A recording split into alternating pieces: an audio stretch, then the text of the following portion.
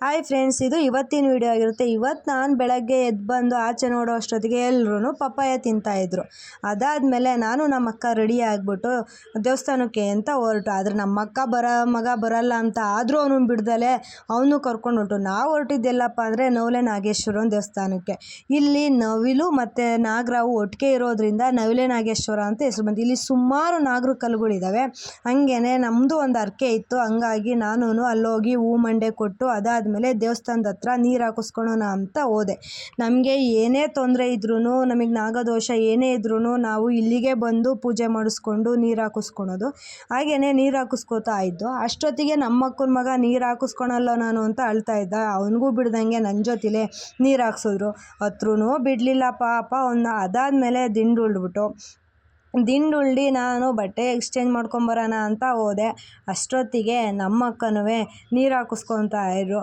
ನಮ್ಮಕ್ಕ ನೀರು ಹಾಕಿಸ್ಕೊಂಡು ದಿಂಡುಳ್ಳೋ ಅಷ್ಟೊತ್ತಿಗೆ ಟೈಮ್ ಬೇರೆ ಆಗಿತ್ತು, ಹೊಟ್ಟೆ ಬೇರೆ ಹಸಿತಾ ಇತ್ತು. ಇನ್ನೇನೂ ಮಾಡೋಂಗಿಲ್ಲ ಅಂತ ಹೇಳ್ಬಿಟ್ಟು ಹಂಗೇ ಒಂದೇ ಒಂದು ಫೋಟೋ ತೊಗೊಂಡೆ. ಅಲ್ಲಿ ಮೊಬೈಲ್ ಅಲೋ ಇಲ್ಲ, ಹಾಗಾಗಿ ಒಂದೇ ಒಂದು ಫೋಟೋಸ್ ತೊಗೊಂಡೆ. ಇವತ್ತು ಭಾನುವಾರ ಆಗಿರೋದ್ರಿಂದ ಇವತ್ತು ಜನ ಜಾಸ್ತಿ ಇದ್ದರು. ಯಾಕೆ ಅಂದರೆ ಇವತ್ತು ಆಶ್ಲೇಷ ಬಲಿ ಪೂಜೆ ಮಾಡಿಸ್ತಾರೆ. ನಮ್ಮ ಕಡೆಯವರು ಯಾರೇ ಮದುವೆ ಆಗಿಲ್ಲ, ಕೆಲ್ಸಕ್ಕೆ ತೊಂದರೆ ಏನೇ ಇದ್ರೂ ಇಲ್ಲಿ ಬಂದು ಆಶ್ಲೇಷ ಪೂಜೆ ಮಾಡಿಸ್ತಾ ಇದ್ದರು.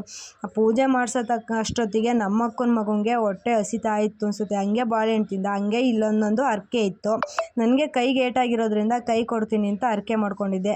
ಕೈ ಕೊಟ್ಟು ಅದಾದಮೇಲೆ ಅಲ್ಲೇ ರಸಾಯನ ಕೊಡ್ತಾಯಿದ್ರು. ರಸಾಯನ ತಿನ್ಕೊಂಡು ಒಂದು ಫೋಟೋ ತೊಗೊಂಡು ಕೊನೆಗೆ ನಾವು ಊರ ಕಡೆ ಹೋಗೋಣ ಅಂತ ಹೊರಟು. ಊರಿಗೆ ಹೋಗೋ ದಾರಿಲಿ ನಮ್ಮ ಅತ್ತೆ ಮನೆ ಇತ್ತು ಅಂತ ಹೇಳ್ಬಿಟ್ಟು ಹಂಗೇ ನಮ್ಮ ಅತ್ತೆ ಮನೆ ಹತ್ರ ಹೋಗಿ ಊರ ಕಡೆ ಬಂದಾಗ ಸುಮಾರು ಒಂದು 12 ಗಂಟೆ 1 ಗಂಟೆ ಆಯಿತು. ಅಷ್ಟೊತ್ತಿಗೆ ನಮ್ಮಪ್ಪ ಎಳ್ಳೀರು ಕೆಡವಿದ್ರು.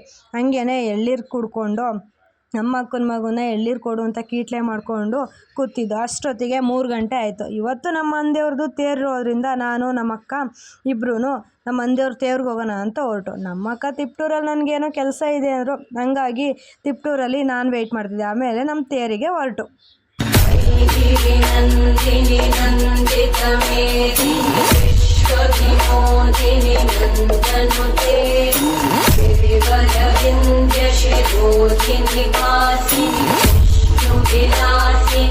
ನಾವು ಹೋದು ಅಷ್ಟೊತ್ತಿಗೆ ತೇರ್ನು ಎಳಿತಾ ಇದ್ರು. ಅದಾದಮೇಲೆ ತೇರು ಮುಗಿಸ್ಕೊಂಡು ನಾವು ದೇವಸ್ಥಾನದ ಒಳಗಡೆಗೆ ಮೂಲಸ್ಥಾನದಲ್ಲಿ ದರ್ಶನ ಮಾಡೋಣ ಅಂತ ಹೋದ್ರು. ಜನ ಜಾಸ್ತಿ ಇದ್ದರು, ಹಂಗಾಗಿ ನೂಕಾಡ್ತಲೇ ಹೋದರು. ಆದರೆ ನಮ್ಮ ಮಂದಿಯವರಿಗೆ 4 ಮಿರೆ ವಿಗ್ರಹ ಇರೋದ್ರಿಂದ 3 ಊರಿಂದಲೂ ಒಂದೊಂದು ತೇರು ಎಳ್ಕೊಂಡು ಬರ್ತಾರೆ. ಅದಾದಮೇಲೆ ಎಲ್ಲ ದೇವ್ರನ್ನೂ ಒಟ್ಟಿಗೆ ಕೂರಿಸಿ ದೊಡ್ಡ ತೇರು ಹಿಡಿತಾರೆ. ಅದು ಇವತ್ತಲೇ ಇತ್ತು.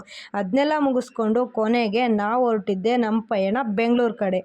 Thank you guys.